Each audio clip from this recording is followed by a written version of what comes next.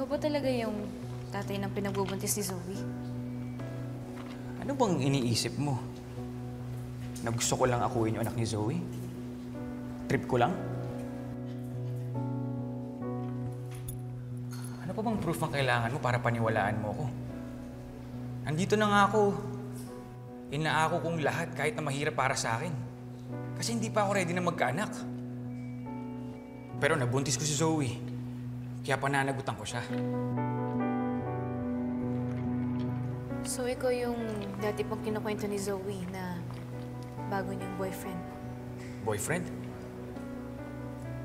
We're not official. Kagaya nga na sinabi ko kay Dr. Tanyag, I'm seeing other girls aside from Zoe. I'm just enjoying my life. Alam mo, hindi ko alam kung matutuwa ako sa sinasabi mo eh. Pero mukhang kailangan kong tanggapin na ganyan ka talaga magsalita. At ganyan yung relasyon niyo ni Zoe.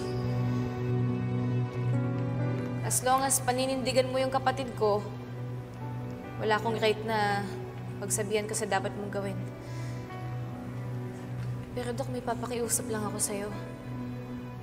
Ngayon na magkakaanak na kayo ni Zoe, sana naman wag mo na siyang isabay dun sa mga babae mo. Sana maging seryoso ka sa kanya. Hindi lang para kay Zoe, kundi para sa magiging anak ninyo. Why would I even bother listening to you? Ang bata mo pa. Nagka-boyfriend ka na ba? Genius ka nga, pero naive ka sa totoong buhay. I heard, ikaw nga daw yung nagpapakalat dito sa Apex sa pagbubuntis ni Zoe. Dok, hindi ako Kung mahal mo ang kapatid mo, bakit mo ginawa yun? Ano, para sirain siya?